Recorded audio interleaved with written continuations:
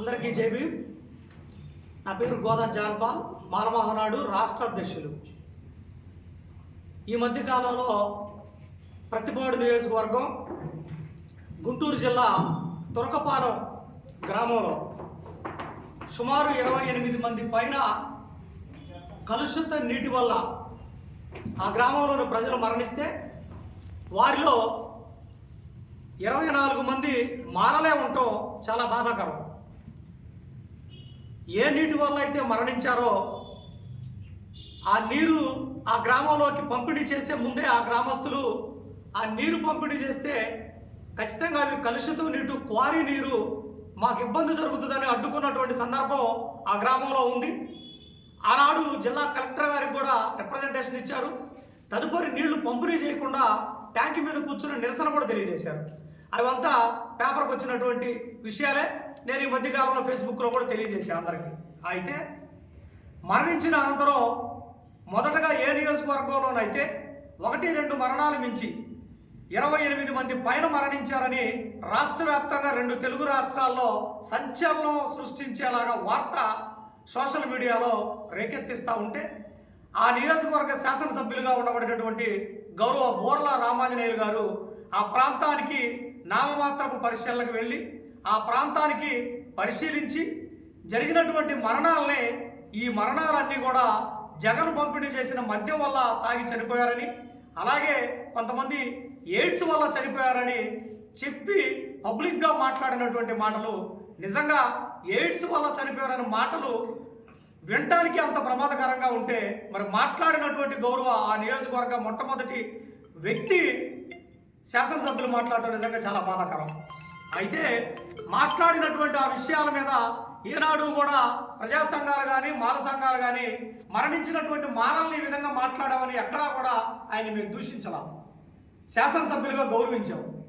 కానీ ఆ గౌరవాన్ని పక్కన పెట్టి ఎమ్మెల్యే గారు మరణించినటువంటి కుటుంబాలకి మరి ఎక్స్గ్రేషియా ఇచ్చే విషయం కానీ, లేకపోతే మరణించిన కుటుంబాలు ఏ విధంగా మరణించారో మరణానికి కారణమైనటువంటి వ్యక్తుల మీద చర్యలు తీసుకునేటటువంటి విషయంలో కానీ ఎక్కడా కూడా ఆయన యొక్క పనితనం కనపడలేదు.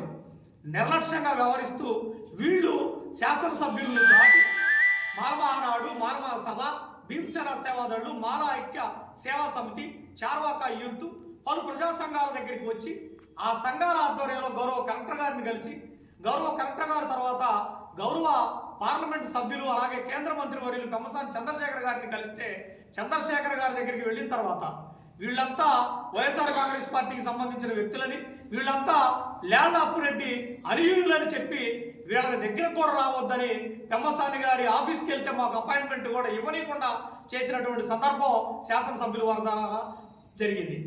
అయినప్పటికీ మా నాయకుడు మానమహానాడు జాతీయ అధ్యక్షులు గోడ అరుణ్ కుమార్ గారు పెమ్మసాని గారి వెంటబడి పెమ్మసాని గారిని బ్రతిమాడుకోవడం, లేకపోతే ఉద్యమపరంగా వీళ్ళందరినీ పెమ్మసాని గారికి వాస్తవాలను చెప్పిన తర్వాత ఎప్పుడూ కూడా ఆఫీసులో కలిసినటువంటి పెమ్మసాని గారు తన నివాసంలో సుమారు 60-70 మందిని ఆయన ఇంటికి పిలిపించిన తర్వాత వీళ్ళ వాస్తవ బాధల సాధకుల్ని విని వీళ్ళు వైఎస్ఆర్ కాంగ్రెస్ పార్టీ కార్యకర్తలు అయినప్పటికీ వాళ్ళు మేము కార్యకర్తలమో లేకపోతే నాయకులమో మాకు తెలియదయా, మీరు పెద్దలు, మీరు మాకు చేయాలి, మాకు అన్యాయం జరిగిందని చెప్పిన తర్వాత మీరు ఏ పార్టీ అయినా నాకు సంబంధం లేదు, మీకు చెక్కులు ఇచ్చేవి, మీకు ఎక్స్గ్రేషియా ప్రభుత్వం దృష్టికి తీసుకెళ్తా, చంద్రబాబు గారి దృష్టికి తీసుకెళ్తా, నేను పని చేస్తానని మాట ఇచ్చి మాట మీద నిలబడి ఈరోజు 5 లక్షల రూపాయలు రావడానికి కారణం ఒక పక్క ఎంపీ గారు అయితే మరో పక్క మానమహానాడు జాతీయ అధ్యక్షులు గోడ అరుణ్ కుమార్ గారు పెమ్మసాని గారు కలిసిన తర్వాత పోలిట్ బ్యూరో సభ్యులు, తెలుగుదేశం పార్టీ సీనియర్ నాయకులు గౌరవ టీడీ జనార్దన్ గారి దృష్టికి తీసుకెళ్లి, సీఎం పేషికి తీసుకెళ్లి ఖచ్చితంగా అక్కడ వాళ్ళ మీద ఒక పార్టీ ముద్ర వేశారు.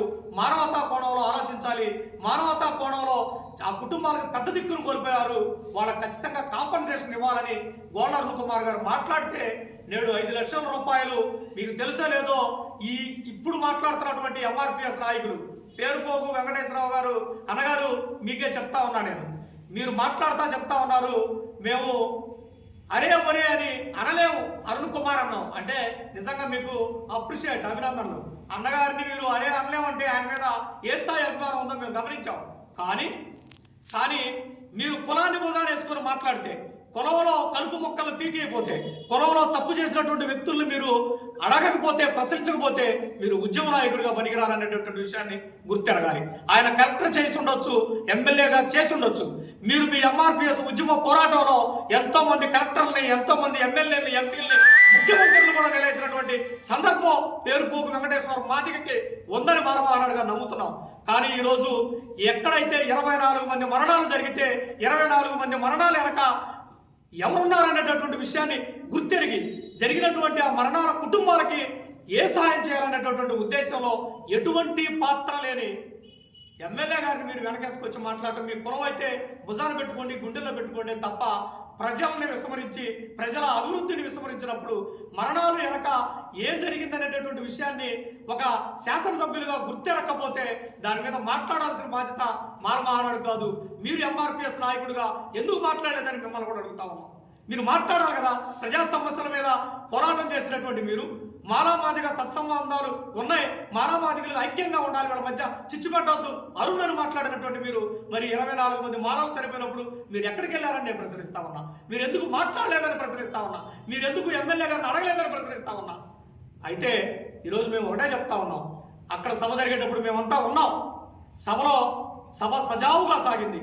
సభ సజావుగా సాగడానికి ముందు ఆ గ్రామం ఇచ్చేసినటువంటి శాసనసభ్యులు, ఎంపీ గారు, గౌరవ కలెక్టర్ గారు వచ్చినప్పుడు మేము ఎమ్మెల్యే గారిని, ఎంపీ గారిని అడిగాం, అయ్యా అంబేద్కర్ గారి విగ్రహానికి దండేసిన తర్వాత సభలోకి వెళ్దామంటే ఇప్పుడు ఆయనకి ఏంటి దండలో అని మాట్లాడినటువంటి సందర్భం మీకు తెలుసో లేదో.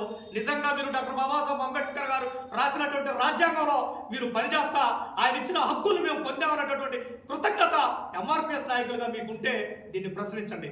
ఎంఆర్పిఎస్ నాయకులుగా మీకు ఉంటే అంబేద్కర్ గారి విగ్రహానికి దండ కూడా వేయనన్నటువంటి ఎమ్మెల్యే గారిని మీరు అడగండి. కానీ ఎంపీ గారు దండేసి వెళ్దామన్నారు, దండేశారు, సభలోకి వెళ్ళారు. అయినప్పటికీ అక్కడ కూడా ఎంపీ గారికి, పోలీసు వారికి మేము ఇచ్చినటువంటి మాట ప్రకారం ఏ వివాదాలు జరగవు, జగన్ ముందు తాగాడని చెప్పినా, మమ్మల్ని ఎయిడ్స్ వచ్చి చనిపోయారని చెప్పినా ఎమ్మెల్యే గారిని ఒక్క మాట కూడా మాట్లాడమని హామీ ఇచ్చాము. హామీ ప్రకారం మేము అలాగే ఉన్నాం. కానీ సభ సజావుగా సాగింది. మీకు తెలుసో లేదో, ఎంఆర్పిఎస్ నాయకులకి, జనసేన నాయకులకి అక్కడ ఎమ్మెల్యే గారిని అడ్డు పెట్టుకొని ఉన్నటువంటి కొనపాటి నాగేశ్వరరావు, అలాగే కాపు కులానికి సంబంధించిన 2-3 వ్యక్తులు కావాలనే విషయాన్ని రేకెత్తించి ఎమ్మెల్యే చేత ఏం మాట్లాడిచ్చారో మీకు తెలుసో లేదో. ఎమ్మెల్యే గారు, ఇదిగో మీకు 5 లక్షల రూపాయలు చంద్రబాబు గారి ద్వారా వస్తా ఉన్నాయి, ఈ 5 లక్షల రూపాయలు వస్తా ఉన్నాయి, చెక్కులు ఇస్తా ఉన్నాం అంటే అమౌంట్ అంతకు ముందుకు రోజే వాళ్ళ అకౌంట్లో పడ్డాయన్న విషయం కూడా ఎమ్మెల్యే గారికి తెలియదు అని అంటే ఈ యొక్క బాధితుల పక్షాన ఏం బాధ్యతగా ఉన్నాడనేటటువంటి విషయాన్ని ఈ రాష్ట్ర ప్రజలు గుర్తించాలి. అలాగే గౌరవ ముఖ్యమంత్రి గారు గుర్తించాలి. ముఖ్యమంత్రి గారి దృష్టికి కూడా తీసుకువెళ్తాం.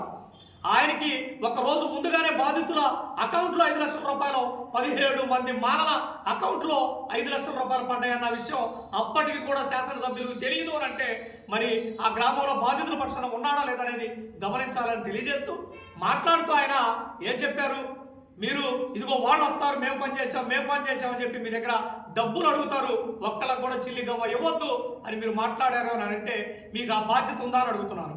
బాధ్యతగా వాళ్ళ పక్షాన మాట్లాడాల్సిన మీరు, బాధ్యతగా వాళ్ళకి కావాల్సిన అవసరాలు తీర్చాల్సిన మీరు, బాధ్యతగా నీరు సప్లై అయ్యాల్సిన మీరు, బాధ్యతగా కాంపన్సేషన్తో పాటు నష్టం ఎవరి వల్ల జరిగిందో వాళ్ళ మీద కేసులు కట్టించాల్సినటువంటి మీరు వీటన్నిటి గురించి మాట్లాడకుండా కేవలం సంఘాలు పనిచేసాయి, అది కూడా మాల సంఘాలు పనిచేసాయని ఈరోజు మాలను అవమానించే విధంగా, మాల సంఘాలను అవమానించే విధంగా మీరు మాట్లాడినప్పుడు గోడ అరుణ్ కుమార్ గారు దాన్ని అడ్డుకొని, అయ్యా ఎమ్మెల్యే గారు ఆ దౌర్భాగ్య పరిస్థితుల్లో మేము లేవయ్యా, వాళ్ళ దగ్గర డబ్బులు అడుక్కునే పరిస్థితుల్లో మీరు మాట్లాడిన మాట వెనక్కి తీసుకోండి ఎమ్మెల్యే గారు అని అన్నారు. మీరు ఎవరైతే అరుణ్ కుమార్ గారి మీద కౌంటర్లు ఇచ్చినటువంటి ప్రతి ఒక్కరూ మీరు మాట్లాడిన మాటలు మళ్ళా వినండి.